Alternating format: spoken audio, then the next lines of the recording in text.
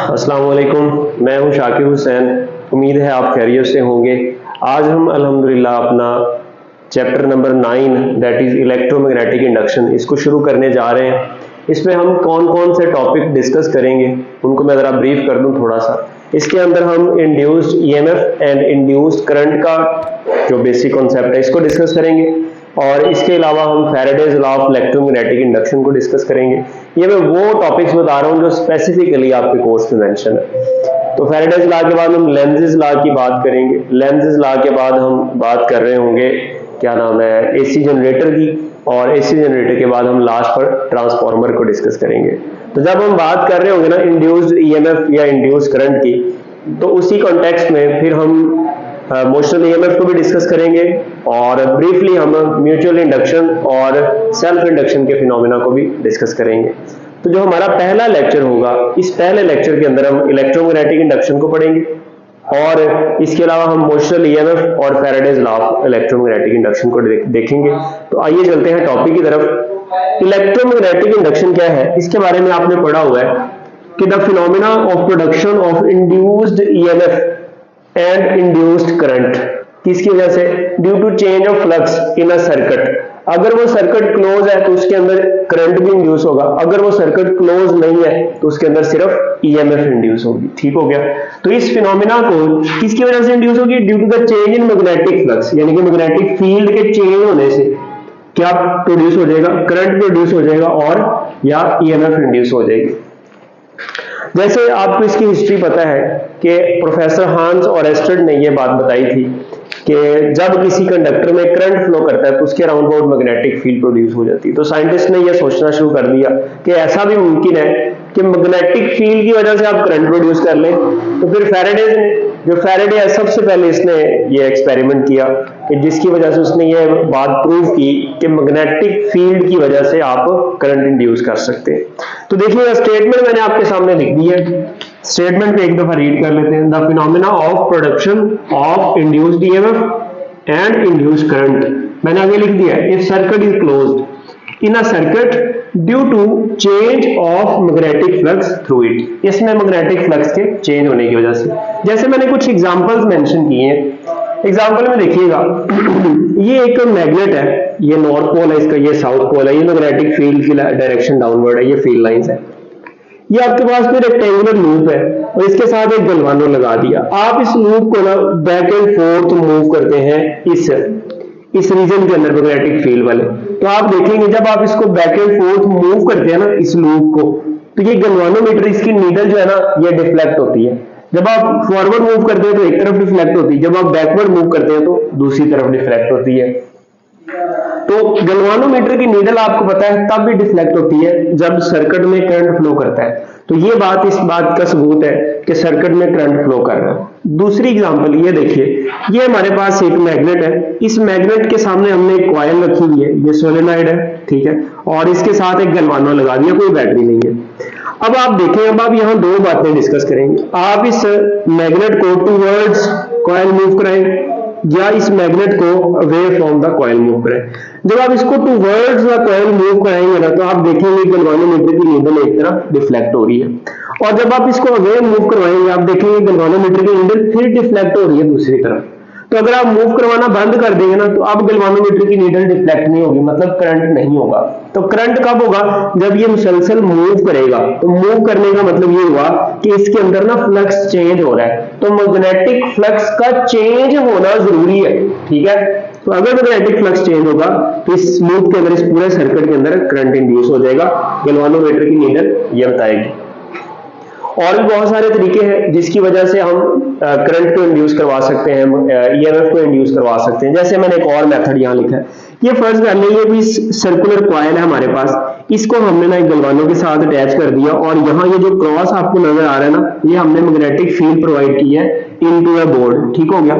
अब इस कॉइल को अगर आप ऐसे घुमाना शुरू कर दें, रोटेट करवाना शुरू कर दें ऐसे, जब ये ऐसे रोटेट करेगी, अब ये इस पोजीशन पर देखें, मैक्सिमम फील्ड लाइंस पास करनी, जब ये रोटेट करेगी तो फील्ड लाइंस कम होना शुरू हो जाएंगी, ठीक हो गया। तो फील्ड लाइंस जो है ना वो क्या करेंगी, मैक्सिमम से मिनिमम और मिनिमम से फिर आगे मैक्सिमम। तो फील्ड लाइंस का यानी कि फ्लक्स क्या होगा, इस कॉइल में से चेंज होगा, और फ्लक्स के चेंज होने से गैल्वेनोमीटर बताएगा कि इस सर्किट में करंट इंड्यूस हो गया। आप दूसरा तरीका भी कर सकते हैं, आप इसको ना ऐसे खींचें और छोड़ें, यानी कि इसका लूप का एरिया चेंज कम या ज्यादा करें। जब इसको आप खींचेंगे तो इसका एरिया कम हो जाएगा, और अगर आप छोड़ेंगे तो इसका एरिया फिर बढ़ जाएगा। तो इस तरीके से भी फ्लक्स चेंज होगा, और फ्लक्स के चेंज होने से इसके अंदर करंट इंड्यूस हो जाएगा। इसके अलावा एक और मेथड भी है, म्यूचुअल इंडक्शन, उसको हम आगे चलकर डिटेल में भी पढ़ेंगे। तो एक कॉइल में करंट के चेंज होने से नेबरिंग कॉइल में करंट का इंड्यूस हो जाना, this is known as mutual induction. तो म्यूचुअल इंडक्शन के प्रोसेस से भी आप ईएमएफ को इंड्यूस कर सकते हैं या करंट को इंड्यूस कर सकते हैं। इसके अलावा इलेक्ट्रोमैग्नेट की मदद से आप करंट इंड्यूस कर सकते हैं। ये डिफरेंट मेथड्स हैं जो आपकी बुक में लिखे हुए हैं। अब जब हम देखते हैं कि इसके अंदर जो ईएमएफ इंड्यूस होगी वो ईएमएफ किसकी वजह से होती है। हमें एक बात पता है कि दो चीजें होती हैं, एक कंडक्टर होता है, ठीक है, और दूसरी कौन है, मैग्नेटिक फील्ड। कौन है, मैग्नेटिक फील्ड। इन दोनों की रिलेटिव मोशन की वजह से, किसकी वजह से, रिलेटिव मोशन की वजह से। जब मैं बात कर रहा हूं रिलेटिव मोशन, तो इसका मतलब ये हुआ कि आप चाहे तो कॉइल को मूव करा लें, चाहे तो आप मैग्नेट को मूव करवा लें, ठीक है। तो जो भी आप मूव करवाएंगे तो उनकी रिलेटिव मोशन की वजह से फ्लक्स का चेंज आएगा। क्या आएगा, डेल्टा फाई आएगा, यानी कि फ्लक्स में चेंज आएगा। और मैग्नेटिक फ्लक्स में चेंज होने की वजह से उसके अंदर एक ईएमएफ इंड्यूस हो जाएगी। अगर वो सर्किट क्लोज है तो उसके अंदर एक करंट भी इंड्यूस हो जाएगा। ये मैं आपको यहां बात लिख देता हूं, इफ सर्किट क्या हो, सर्किट क्लोज्ड हो, क्लोज सर्किट की केस में करंट इंड्यूस होगा, अदरवाइज सिर्फ ईएमएफ इंड्यूस होगी। अब ये जो इसके अंदर ईएमएफ इंड्यूस होगी, इस लूप में कह लें, यहां कह लें, यहां कह लें, अब वो जो ईएमएफ है वो बराबर होगी हमारे पास EMF equal to I into R K. V equal to I R पढ़ा हुआ हमने, वो ईएमएफ वही वोल्टेज का काम करती है, आई आर। आई क्या है, करंट उसमें जो इंड्यूस होगा, और आर क्या है, उस कॉइल की कह लें, उस लूप की कह लें रेजिस्टेंस, ठीक हो गया। तो हम देखते हैं अगर हम ये रेजिस्टेंस चेंज करें ना, मतलब आपने एक ऐसी वायर लगा दी जिसकी रेजिस्टेंस ज्यादा थी, पहले लेट्स सपोज कॉपर वायर लगी हुई थी कम रेजिस्टेंस की, अब आपने कॉपर वायर हटाकर आपने क्या काम किया, आपने एल्यूमिनियम लगा दी, तो अब उसकी रेजिस्टेंस बढ़ गई। तो रेजिस्टेंस अगर बढ़ेगी ना तो करंट कम हो जाएगा। ये जो ओवरऑल ईएमएफ है ना, ये क्या रहेगी, कांस्टेंट रहेगी। इस कांस्टेंट को हम इंड्यूस्ड ईएमएफ का नाम देते हैं। तो यहां से हमें एक बात पता चलती है, और वो ये बात पता चलती है कि जो इंड्यूस्ड ईएमएफ है, EMF does not depends upon resistance, depends upon resistance. EMF resistance पर डिपेंड नहीं करती। अच्छा, क्या करंट रेजिस्टेंस पर डिपेंड करता है? तो जो करंट है ना आई, डिपेंड्स अपॉन रेजिस्टेंस। अब करंट का रेजिस्टेंस के साथ क्या है, इनवर्स रिलेशन है, ठीक है। आप लोग जानते हैं जब रेजिस्टेंस बढ़ जाती है तो करंट की अमाउंट क्या हो जाती है, कम हो जाती है। ये बड़ा इंपॉर्टेंट एमसीक्यू है जो आपको पता होना चाहिए। अब सवाल ये है कि ये इंड्यूस करंट या इंड्यूस्ड ईएमएफ ये किन फैक्टर्स पर डिपेंड करती है, या यहाँ एक इंपॉर्टेंट बात ये बयान की जाती है कि how can we increase induced EMF. तो मैं यहाँ लिखता हूँ E यानी कि induced EMF can be increased by, कैसे इंक्रीज की जा सकती है, देखिएगा जरा। पहला जो फैक्टर मैं यहां लिखूंगा वो है बाय इंक्रीजिंग स्पीड, यानी कि relative speed, by increasing relative relative speed आप बढ़ा देंगे ना तो इंड्यूस्ड ईएमएफ की वैल्यू बढ़ जाएगी, इंड्यूस्ड करंट की वैल्यू भी बढ़ जाएगी। ठीक हो गया। अगर आप यहां मैं लिख देता हूं v, ठीक हो गया, स्पीड ऑफ द कंडक्टर, ये एक टर्न है। ठीक हो गया। अगर आप नंबर ऑफ लूप्स बढ़ा देंगे, जैसे यहाँ नंबर ऑफ लूप्स ज्यादा है तो अब ईएमएफ की वैल्यू भी क्या कर देगी, इंक्रीज कर देगी। तो by increasing number of loops, ठीक हो गया, या नंबर ऑफ टर्न्स भी आप कह सकते हैं। एन जितने ज्यादा होंगे ना उतनी ज्यादा ईएमएफ इंड्यूस होगी, करंट भी उतना ज्यादा प्रोड्यूस होगा। और इसके बाद तीसरा जो फैक्टर जिस पर ये डिपेंड करते हैं, ये मैग्नेटिक फील्ड है। अगर आप एक स्ट्रॉन्गर मैग्नेटिक फील्ड यूज करेंगे तो इसका मतलब है ज्यादा ईएमएफ इंड्यूस होगी। ठीक है, बाय इंक्रीजिंग मैग्नेटिक फील्ड। तो मैग्नेटिक फील्ड को इंक्रीज करके भी आप क्या काम कर सकते हैं, ईएमएफ को क्या नाम है, इंक्रीज कर सकते हैं। ठीक हो गया। अब यहां पर ये तीनों फैक्टर्स पर इंड्यूस्ड ईएमएफ भी डिपेंड करती है और इंड्यूस्ड करंट भी डिपेंड करता है। लेकिन यहाँ एक चौथा फैक्टर है रेजिस्टेंस का, जो कि करंट के केस में आ जाता है लेकिन ईएमएफ के केस में नहीं आता। उसको हमने स्पेसिफिकली साइड पे भी लिख लिया है। तो यहाँ ये तीन फैक्टर्स के अलावा वो चौथा फैक्टर इंड्यूस्ड करंट के केस में आपने याद रखना है। अब इसके बाद ना हम बात करेंगे मोशनल ईएमएफ की। मोशनल ईएमएफ क्या होती है सर, मोशन की वजह से, शाबाश। तो जब बात कर रहे हैं मोशनल ईएमएफ की तो इसका ये मतलब है कि अब जो ईएमएफ इंड्यूस होगी ना वो मोशन की वजह से। अब किसकी मोशन की वजह से, तो कंडक्टर की मोशन की वजह से। ये देखिएगा, फर्ज कर लेते हैं हमारे पास ये कोई दो रेल्स है, ठीक हो गया, ये हमारे पास दो रेल्स हैं, ठीक हो गया। अब इन रेल्स को ना हमने एक गलवानोमीटर से अटैच कर दिया, यहां मैं एक गलवानो लगा देता हूं और इनके ऊपर ना हम एक रॉड प्लेस कर देते हैं, ठीक हो गया। ये रॉड हमने प्लेस कर दिया, यहां क्या लगाया हुआ है, यहां हमने गलवानो लगाया हुआ है।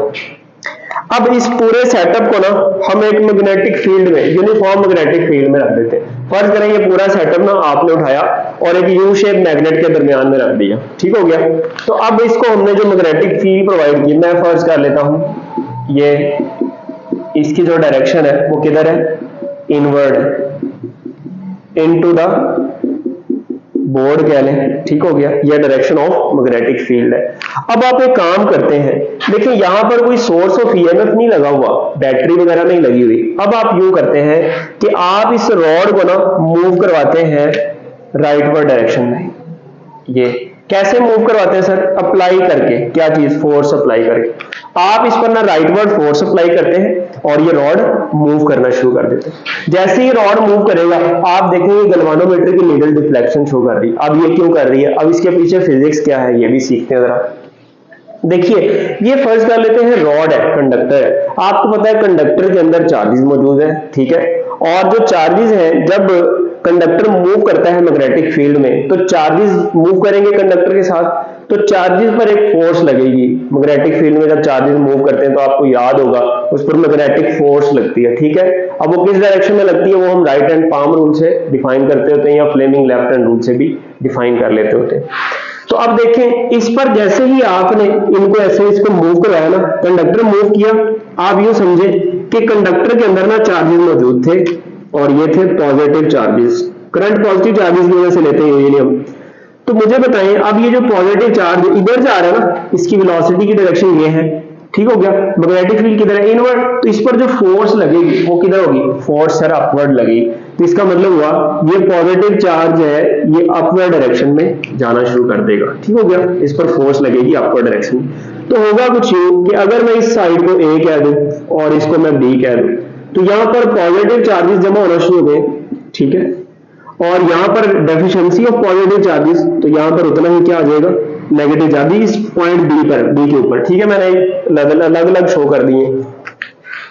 तो अब आप एक चीज देखेंगे कि यहां पर हाई पोटेंशियल आ गया है और यहां पर लो पोटेंशियल आ गया है, ठीक है। यहां पर पोटेंशियल को हम VA कह देते हैं और यहां पर पोटेंशियल को हम VB कह देते हैं। तो इन दोनों के दरमियान में एक पोटेंशियल का डिफरेंस आ गया, डेल्टा V कितना है वो, आप उसको कह लें VA माइनस VB कह लें, ठीक है, VA माइनस VB, ठीक हो गया। तो ये आ गया हमारे पास डेल्टा V। अब देखें, जब वायर में पोटेंशियल डिफरेंस आ गया ना, तो अब चार्जेस मूव करेंगे, पोटेंशियल डिफरेंस चार्जेस को मूव करवाता है। तो अब चार्जेस यहां से नीचे जाएंगे नहीं, यहां से नीचे नहीं जा सकते क्योंकि फोर्स अपवर्ड लग रही है इन पर। तो अब ये एक मुतबादिल रास्ता अटेन करेंगे और ये क्या काम करेंगे, ये फिर इस रास्ते से ना, इस रास्ते से यहां आएंगे, इस गलवानों में से पास करेंगे। जैसे ही गलवानों में से पास करेंगे तो गलवानोमीटर की नीडल एक तरफ डिफ्लेक्ट हो जाएगी। अब देखिए, ये फिर करंट इस तरह से फ्लो करना शुरू हो जाएगा। अब ये जो करंट प्रोड्यूस हुआ है ना, इसको बोलते हैं इंड्यूस्ड करंट।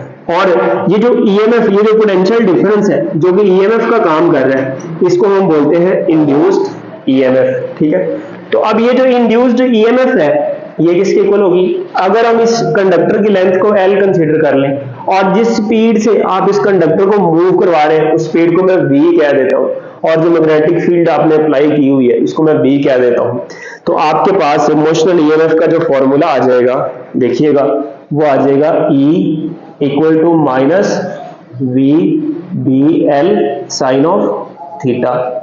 अब ये नेगेटिव साइन जो है ना, या नेगेटिव साइन जो है, ये एक्सप्लेन किया था लेंज ने, तो ये लेंज लॉ से एक्सप्लेन होगा।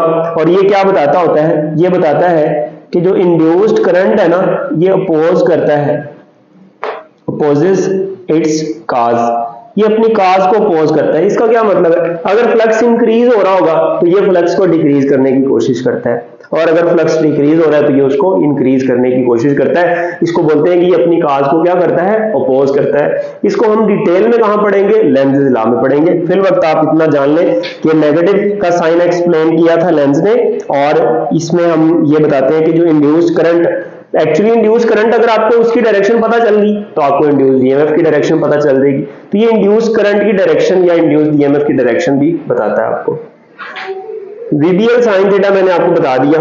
अब देखें, अगर हम बात करें मैक्सिमम ईएमएफ कितनी इंड्यूस होगी, तो एट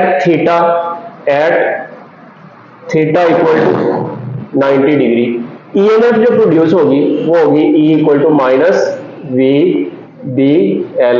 साइन 90 कितना होता है सर, साइन 90 होता है 1, ठीक हो गया, तो ये 1 आ जाएगा, इसको मैं E नॉट कह देता हूं। तो यहां से हमारे पास एक फॉर्मूला आ जाएगा, E is equal to E naught sine of theta, ठीक हो गया, या माइनस E नॉट, माइनस को मैंने इग्नोर कर दिया, ठीक हो गया। ऑप्शन में जब आप सॉल्व करेंगे ना, अगर ऑप्शन में आप सॉल्व करने के बाद जो भी आंसर है, अगर ऑप्शन में माइनस साथ आ रहा है तो उसको प्रेफर करेंगे, अदरवाइज फिर आप प्लस वाला साइन ही, प्लस वाला यूज करेंगे, जस्ट मैग्नीट्यूड की बात कर रहे हो, ठीक हो गया। अब यहां से वेरियस क्वेश्चंस पूछे जा सकते हैं। मिसाल के तौर पर मैं एक एमसीक्यू आपसे डिस्कस करता हूं। एमसीक्यू ये है, at what theta, at what angle या थीटा, एट व्हाट थीटा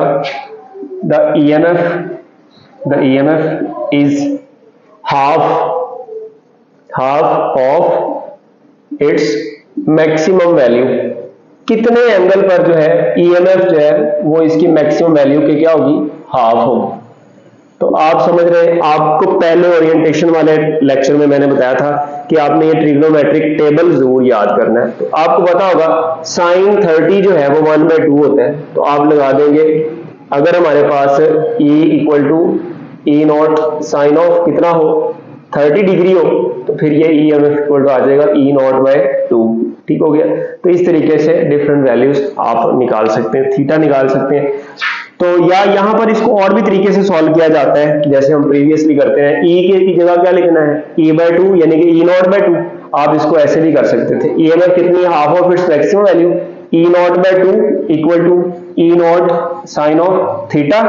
देखें, E नॉट से E नॉट गायब हो जाएगा, तो साइन थीटा इक्वल टू आ गया 1/2, यहां से थीटा इक्वल टू आ जाएगा साइन इनवर्स 1/2। साइन इनवर्स 1/2 कितना होता है, 30 डिग्री। तो आपने पहचान लिया कि थीटा जो है वो कितने एंगल पर होगा, 30 डिग्री पर हाफ होगा। किसी भी तरीके से अब यहां से बहुत सारे सवाल मैं आपसे पूछता हूं, एट व्हाट एंगल या eight what theta the EMF motional EMF has √3/2 of its maximum value, ठीक है, या 87% ऑफ इट्स मैक्सिमम वैल्यू। तो इस तरीके से डिफरेंट क्वेश्चन पूछे जा सकते हैं। साइन 60 पर, 60 डिग्री पर, 90 डिग्री पर, 0 पर कितना होगा, ठीक है, 0 अगर, अब ये एंगल पता है ना किसके बिटवीन है, एंगल है हमारे पास V और B के दरमियान में। एंगल किसके बिटवीन है, यहां मैं लिख देता हूं, ये जो थीटा है ना, थीटा है बिटवीन V एंड B, यानी कि इसकी वेलोसिटी की डायरेक्शन और मैग्नेटिक फील्ड की डायरेक्शन के दरमियान में ये एंगल है। अगर हम ये एंगल जीरो कर देंगे तो फिर ईएमएफ क्या हो जाएगी, मिनिमम यानी कि जीरो हो जाएगी। ये सारी बातें आपने याद रखनी है और भूलनी नहीं है। अब इसके बाद अगर हम बात करें कि ये जो ईएमएफ है ये डिपेंड किस पर करती है, डिपेंडेंस की बात कर लें अगर हम, डिपेंडेंस ऑफ ईएमएफ, कौन सी ईएमएफ, मोशनल ईएमएफ। तो अब आप समझ सकते हैं, यहां से आपको डिपेंडेंस का पता चल जाएगा। EMF directly proportional to V है, EMF directly proportional to B है, EMF directly proportional to length of the conductor है, EMF directly proportional to sine of theta है। ठीक है, ये सारी प्रोपोर्शनैलिटीज आपने याद रखनी है जिन पर ईएमएफ डिपेंड करती है। अब ना मैं एक एमसीक्यू लिखता हूं और उस एमसीक्यू को सॉल्व करने के बाद हम चलते हैं फैराडेज लॉ की तरफ। अब हमने फैराडेज लॉ को डिस्कस करना है, लेकिन फैराडेज लॉ से पहले हम बात कर लेते हैं ईएमएफ के, जो कि मोशनल ईएमएफ हमने पढ़ा है, उससे दो एमसीक्यूज को हम डिस्कस करते हैं। ये दो एमसीक्यूज मैंने आपके सामने लिखे हैं। पहला वाला एमसीक्यू देखिएगा, इसमें कह रहा है कि एक कंडक्टर है जिसकी लेंथ कितनी है, 0.5 मीटर। आप समझे ये कंडक्टर है 0.5 मीटर की लेंथ का है और ये एक मैग्नेटिक फील्ड में पड़ा हुआ है इस सेटअप के अकॉर्डिंग 1 टेस्ला की, और इसके साथ में एक रेजिस्टेंस अटैच है 3 ओम की। तो बताएं, calculate force needed to move conductor with constant speed 6 metre पर सेकंड। अगर आप कंडक्टर को इस स्पीड से, इस कांस्टेंट स्पीड से मूव कराना चाहें तो बताएं इस पर कितनी फोर्स अप्लाई करेंगे। अब देखें, जब मैं बात कर रहा हूं ना अप्लाइड फोर्स की, तो आपने इस पर फोर्स अप्लाई की, ठीक है, तो अप्लाइड फोर्स आपने राइटवर्ड की, तो अब इसके अंदर करंट की डायरेक्शन है अपवर्ड। तो अब देखिए राइट हैंड पाम रूल लगाएं, करंट की direction upward, magnetic field inward. तो इस कंडक्टर पर ना एक फोर्स लगेगी और वो फोर्स किस डायरेक्शन में होगी, वो इस डायरेक्शन में होगी, लेफ्टवर्ड। ठीक है, इस, और ये कौन सी फोर्स होगी, ये मैग्नेटिक फोर्स होगी। ठीक हो गया। अगर आप चाहते हैं कि ये कांस्टेंट स्पीड से मूव करता रहे तो आपको इस मैग्नेटिक फोर्स के बराबर राइटवर्ड डायरेक्शन में मुसलसल फोर्स लगानी पड़ेगी। अब अगर आप ये मैग्नेटिक फोर्स फाइंड कर लें तो वही अप्लाइड फोर्स होगी। अब ये कैसे कर सकते हैं, देखिएगा जरा, हमारे पास फॉर्मूला है फोर्स का, फोर्स होना करंट कैरिंग कंडक्टर, तो ये भी ऐसे इलेक्ट्रोमैग्नेटिज्म वाले चैप्टर में हमने पढ़ा हुआ है। एफ बी में कह देता हूं, वो बराबर होती है आई बी एल के। ठीक हो गया, आई बी एल इसको मैं कह देता हूं, I B L sine theta. Maximum force लग रही है तो हमने आई बी एल कह दिया। अब ईएमएफ जो इसमें इंड्यूस होगी, हमें पता है ईएमएफ बराबर होगी वी बी एल के। ठीक हो गया, वी बी एल, ये अभी हमने पढ़ा ना, V B L. Maximum theta 90 degree है तो वी बी एल होगी। ठीक है, नेगेटिव साइन को इग्नोर करें। ई इक्वल टू क्या होता है सर, आई आर होता है। यहां समझिएगा, बड़ा इंपॉर्टेंट फॉर्मूला डेवलप हो रहा है आपके लिए। वी बी एल ओवर क्या आ जाएगा, यहां से नीचे कर लेते हैं, आई इज इक्वल टू आ जाएगा V B L over R. तो आई हमारे पास आ गया, आई की जगह में अब V B L over R, यानी कि सर्किट में कितना करंट इंड्यूस हो रहा है। अगर आपने वो भी निकालना हो तो ये फॉर्मूला याद रखिएगा, कभी ना भूलिएगा। आप इस फॉर्मूला की मदद से उस करंट, इंड्यूस करंट की वैल्यू को भी फाइंड कर सकते हैं। जहां आप ईएमएफ फाइंड कर सकते हैं ना, वहां आप इंड्यूस करंट भी फाइंड कर सकते हैं, अगर आपको उस सर्किट की रेजिस्टेंस का पता हो। ठीक है, अब ये आई की वैल्यू मैं यहां पुट कर देता हूं। देखिएगा, ये फॉर्मूला बन जाएगा F B equal to I कितना हमारे पास, ये V B L over R, V B L over R, और ये वाला बी एल साथ हम वैसे ही ले लेते हैं।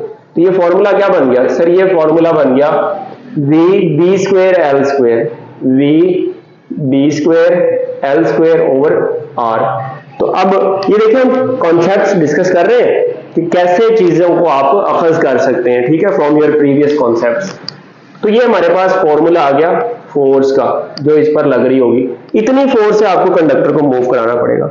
अगर यूं कह दें कि कितनी पावर से आप इसको मूव करवाएंगे, फिर क्या काम करेंगे। देखिए, पावर अगर आपने निकालनी है ना, मैं यहां एक और बात कर देता हूं। पावर निकालनी है अगर आपने, power applied to the conductor, तो पावर के लिए आप क्या काम करेंगे, क्योंकि कांस्टेंट वेलोसिटी से मूव कराना है तो पावर का फॉर्मूला ये एफ वी आ जाएगा। वी एफ कितना है सर, ये है हमारे पास V B square L square over R. तो अब पावर का फॉर्मूला यहाँ इस केस में आ जाएगा V square B square L square over R, या VBL whole square over R भी इसको आप कह सकते हैं। तो इस फॉर्मूला की मदद से आप पावर भी निकाल सकते हैं। ठीक हो गया। खैर हमने बात करनी है फोर्स की। तो अब ये फॉर्मूला आ गया आपके पास, इस फॉर्मूला में वैल्यूज पुट करें और आंसर निकाल लें। देखिएगा हमारे पास यहाँ से सॉल्यूशन हम देखते हैं। F इक्वल टू आ गया, V कितना है, ये देखिए V सर 6 है, 6 पुट कर दिया। B कितना है सर 1 है, तो 1 का स्क्वायर। ठीक हो गया। और लेंथ कितनी है sir, length of the conductor है 0.5, 0.5 का स्क्वायर ओवर रेजिस्टेंस कितनी है सर, रेजिस्टेंस 3 ओम दी हुई, 3 आ गया। ठीक हो गया जी। अब इसको सॉल्व कर लेते हैं। 3 1 3, 3 2 6, तो F इक्वल टू आ गया 1 का स्क्वायर 1 हो जाएगा, 0.5 1/2 लिख सकते हैं। 1/2 का स्क्वायर, 1/2 का स्क्वायर सर आ जाएगा 1/4, तो ये आ गया 2 1 2, 2 2 4, तो 1/2, या हम इसको क्या कह सकते हैं, मैग्नेटिक फोर्स जो कि अप्लाइड फोर्स के बराबर होगी, वो बराबर आ जाएगी 0.5 न्यूटन के। हाँ जी, कौन सा आंसर आ जाएगा सर, आंसर हमारे पास बन रहा है चार्ली। ठीक हो गया जी। अब नेक्स्ट एमसीक्यू में देखिएगा, लिखा है a conductor of length 0.4 metre, magnetic field 0.1 tesla है। ये कंडक्टर है जिसकी लेंथ कितनी है 0.4 मीटर, और एक मैग्नेटिक फील्ड में पड़ा हुआ है जो कि कितनी है 1 टेस्ला। अगर ये 6 मीटर पर सेकंड की स्पीड से मूव कर रहा हो ये कंडक्टर, तो बताएं उसमें मैक्सिमम ईएमएफ कितनी इंड्यूस होगी। अब मैक्सिमम ईएमएफ की बात कर रहे हैं तो E इक्वल टू क्या आ जाएगा, VBL sine of theta, VBL sine theta. अब थीटा कितना होगा 90 डिग्री, तो ये E नॉट इक्वल टू आ जाएगा VBL के। यहाँ वैल्यूज पुट कर दें। V कितना है सर, V हमारे पास 6, और B कितना है सर 1, और लेंथ कितनी है सर 0.4। इसको मैं 4/10 लिख दूं सर, बेशक लिख दें। देखिए अब इसको सॉल्व करना बहुत आसान हो गया। देखिए 2 कितना आ जाएगा 5 से 10, और 2 2 4। ठीक हो गया। तो अब 2 6 कितना आ गया 12 ओवर कितना आ गया 5, तो 5 2 10, पॉइंट लगा दिया, 2 बच गया ना, 0 लगा दिया, 5 4 20, तो ये 2.4 वोल्ट। कौन सा ऑप्शन आएगा सर, बीटा ऑप्शन आ जाएगा। क्लियर हो गया जी। अब हम ना बात करते हैं फैराडेज लॉ की। फैराडेज लॉ क्या होता है, तो हमने ये बात पढ़ी हुई है। ये देखें, यही वाला सर्किट मैं यूज करूंगा। इस सर्किट में ना मैं अब क्या लगा देता हूं, गैल्वानो लगा देता हूं। ठीक है, एज वी डिस्कस बिफोर। तो अब इस सर्किट के अंदर ये कंडक्टर, जब आप इसको मूव करवाते हैं ना, फर्ज कर लें आपने इसको यहां से मूव करवा के आप इसको यहां ले आए।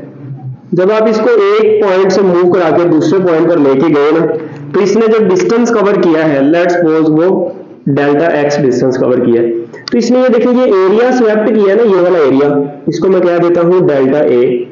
तो ये इसने सारा एरिया स्वेप्ट किया, ये इसकी लेंथ है। ठीक है, तो इसी फॉर्मूला से VBL साइन थीटा से आप इसको फर्दर सॉल्व करके ना एक और फॉर्मूला लगा लेते हैं, निकाल लेते हैं, किसके लिए, फैराडेज लॉ के लिए। और वो फॉर्मूला हमारे पास आ जाता है E equal to minus delta phi over delta T.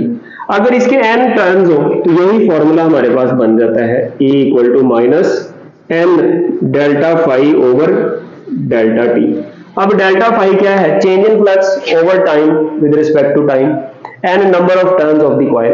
तो यहां से ना इसकी जो डेफिनेशन है, यानी कि स्टेटमेंट है जो फैराडेज लॉ की, वो क्या बनती है, स्टेटमेंट इसकी बन जाती है, the value of induced EMF in a coil is equal to rate of change of magnetic flux with.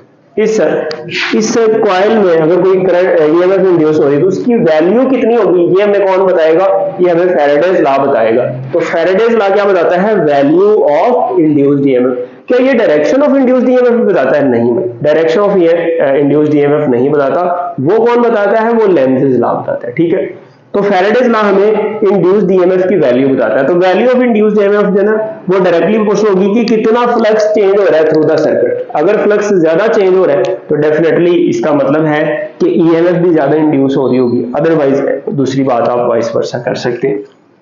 तो ये इसकी स्टेटमेंट होगी और ये इसका फॉर्मूला आ गया। अब यहां जब मैं बात कर रहा हूं ना डेल्टा फाई की, तो यहां से इसके वेरियस फॉर्मूलाज बन सकते हैं। E इक्वल टू आ जाता है माइनस n, डेल्टा फाई की जगह आप लिख सकते हैं phi F minus phi I over delta T. ठीक है, final flux minus initial flux, ऐसा भी मुमकिन है।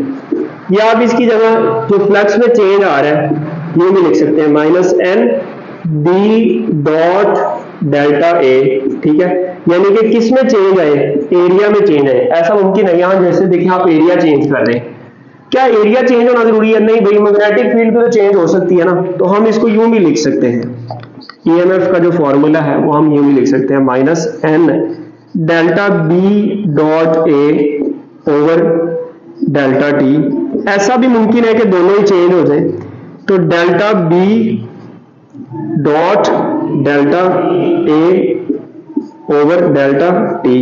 अगर हम डॉट प्रोडक्ट को खत्म करेंगे ना, ये फॉर्मूला आ जाएगा हमारे पास, EMF equal to minus N B delta A B delta A cos of theta over delta T. यहाँ जो थीटा है ना, आपने पढ़ा हुआ है मैग्नेटिक फ्लक्स में, हमने पढ़ा था, थीटा है बिटवीन, किसके बिटवीन, बी मैग्नेटिक फील्ड के और एरिया वेक्टर के, between B magnetic field and area vector A के बिटवीन है ये एंगल, ठीक है, ये याद रखना है ये एंगल। अब यहाँ पर एरिया की ना डिफरेंट है, अगर क्रॉस सेक्शन एरिया सर्कुलर है तो पाई आर स्क्वायर भी आप पुट कर सकते हैं अगर आपको रेडियस गिवन हो उस लूप का, ठीक हो गया। तो ये डिफरेंट फॉर्मूलाज थे फैराडेज लॉ के अकॉर्डिंग। फैराडेज लॉ की एक्सप्लेनेशन यहाँ से होती है। अब हम एक आध एमसीक्यू डिस्कस करते हैं फैराडेज लॉ के अकॉर्डिंग और फिर हम टॉपिक को क्लोज करते हैं। मैं जरा एमसीक्यू लिख लेता हूँ ये इसको रेज करके। आइए, अब मैंने एक एमसीक्यू लिखा है, इस एमसीक्यू को डिस्कस करते हैं और फिर अपना टॉपिक क्लोज करते हैं। इसमें देखिएगा वो शायर कह रहा है कि अ कॉइल जिसका एरिया कितना है 500 सेंटीमीटर स्क्वायर और उसके नंबर ऑफ टर्न्स कितने हैं 1000 टर्न्स है, इज हेल्ड परपेंडिकुलर। ये बात बड़ी इंपॉर्टेंट है, वो जो कॉइल है ना उसका सरफेस एरिया जो है वो उस मैग्नेटिक फील्ड के क्या है, परपेंडिकुलर, परपेंडिकुलर टू बी। अब मैग्नेटिक फील्ड कितनी है 0.4 गॉस, ठीक है, ये याद रखना 0.4 गॉस है। गॉस इसका सीजीएस यूनिट है, हमने इसको पढ़ा हुआ है, ठीक है। The coil is turned through 180 degree. अब क्या काम करते हैं, उस कॉइल को ना आप पहले अगर यूं पड़ी हुई है ना तो अब इसको 180 डिग्री पर आप टर्न कर देते हैं, ठीक हो गया। इन 1/10 सेकेंड, कितने टाइम में 1/10 सेकेंड में। कैलकुलेट एवरेज इंड्यूस्ड ईएमएफ, तो एवरेज इंड्यूस्ड ईएमएफ की वैल्यू फाइंड करें। अब हमने यहां से ईएमएफ फाइंड करनी है, तो minus N delta phi over delta T हम यहाँ फॉर्मूला यूज करेंगे। अब यहां पर देखें डेल्टा फाई हमें निकालना है, वो कितना है, और डेल्टा टी तो हमें पता है 1/10 सेकेंड है, एन नंबर ऑफ टर्न्स भी हमें पता है 1000 है, तो हमें डेल्टा फाई निकालना है। डेल्टा फाई निकालने से पहले ना देखिएगा कि ये जो कॉइल है ना वो परपेंडिकुलर पड़ी हुई है। जब मैं बात, हमने मैग्नेटिक फ्लक्स वाले टॉपिक में ये बात डिटेल में पढ़ी हुई है कि जब सरफेस एरिया मैग्नेटिक फील्ड के परपेंडिकुलर हो तो एरिया वेक्टर और मैग्नेटिक फील्ड, एरिया वेक्टर और मैग्नेटिक फील्ड में एंगल 0 डिग्री होता है। और जब सरफेस एरिया और मैग्नेटिक फील्ड एक दूसरे के पैरेलल हो तो उस वक्त एरिया वेक्टर और मैग्नेटिक फील्ड में एंगल कितना होता है 90 डिग्री होता है। इस बात को जरा मैंने एक डायग्राम से एक्सप्लेन कर दिया, अगेन एक्सप्लेन कर दिया। ये देखिए सरफेस एरिया जो है ना,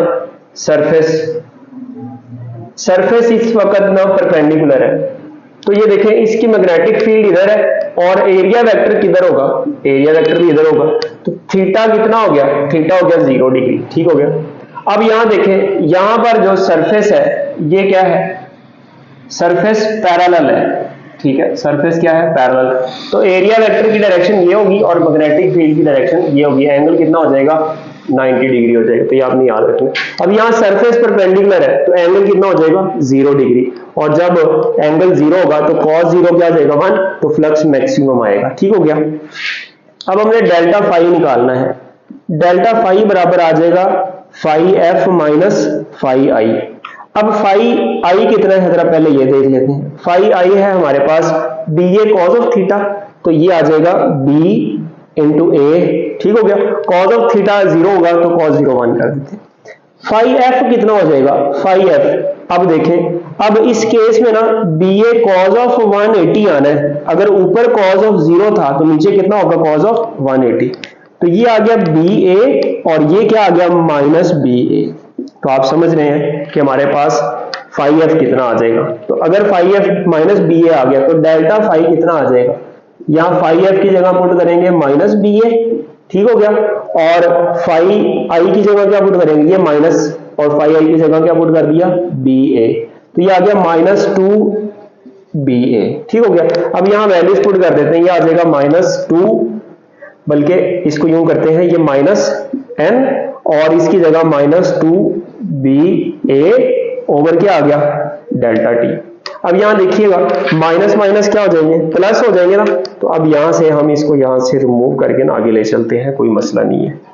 इस नेगेटिव से नेगेटिव गायब हुआ, तो आगे देखिएगा ये आ जाएगा 2nBA ओवर डेल्टा टी। अब यहाँ वैल्यूज पुट कर देते हैं, 2 हमारे पास आ गया ये वाला, और n कितने हैं, नंबर ऑफ टर्न, सर 1000 है, 1000, ठीक है, ये नंबर ऑफ टर्न्स। और b कितनी है, सर b है हमारे पास कितनी, 0.4 गॉस। तो 1 गॉस होता है ना, याद रहे 1 गॉस, ये हमने पढ़ा था 10⁻⁻4 टेस्ला के बराबर होता है, तो इसकी जगह पुट कर दूंगा 0.4 क्रॉस 10⁻⁴ टेस्ला में आ गया, ठीक है, ऐसे यूनिट में। और एरिया कितना है, सर एरिया हमें गिवन है कितना, किधर है यार एरिया, ये रहा 500 सेंटीमीटर स्क्वायर। तो 500 सेंटीमीटर स्क्वायर है ना, सेंटी की वैल्यू 10 पावर -2 और स्क्वायर हो गया 10 पावर -2 का स्क्वायर 10 पावर -4, 10 पावर -4। अब ओवर क्या आ गया, ओवर आ गया हमारे पास डेल्टा टी, दैट इज 0.1। ठीक हो गया। 0.1 कैसे है सर, ये 1/10 है ना, तो इसको 0.1 भी लिख सकते हैं। देखिएगा इस पॉइंट से ना ये पॉइंट कट गया, ठीक है। अब ये देखें पॉइंट के बाद एक डिजिट है, पॉइंट के बाद एक डिजिट है, तो ये पॉइंट कट जाते होते हैं, ठीक हो गया। अब देखें इसके बाद हम देखते हैं 2 5 कितना हो गया, बल्कि 2 4 8, 8 5 40, तो ये आ गया 40 मल्टीप्लाई, ये 10 की पावर कितनी है सर 3, ये 10 की पावर कितनी है -4, ये यहाँ 2 0 ये और ये 10 की पावर ये, तो ये 10 की पावर 2 इन 2 0 का, और ये 10 की पावर -4, तो 40 मल्टीप्लाई 10 पावर कितना हो गया 3 -4 -1 +2 1 1 -4 -3, तो 10 पावर कितना आ गया -3। इसको जब हम साइंटिफिक या इसको 10 पावर को गायब करेंगे तो ये आ जाएगा 0.04, ये 10 पावर -3 है ना, पॉइंट यहाँ पर है तो 3 डिजिट इधर लेके जाएंगे, 2 तो ये हो गए, एक 0 खुद से लगा देंगे, ठीक हो गया। तो 0.04 हमारे पास वोल्ट ये ईएमएफ आ जाएगी, ठीक हो गया। ऑप्शन कौन सा आएगा हमारे पास, ऑप्शन आ जाएगा बीटा। तो ये था हमारा आज का लेक्चर, उम्मीद है आपको समझ आई होगी, और तो गुजारिश है बहुत पढ़ें, दिल लगा के पढ़ें, मेहनत करें, ठीक है, खूब मेहनत करें, और मुझे अपनी दुआओं में याद रखें। थैंक यू वेरी मच, अल्लाह हाफिज़।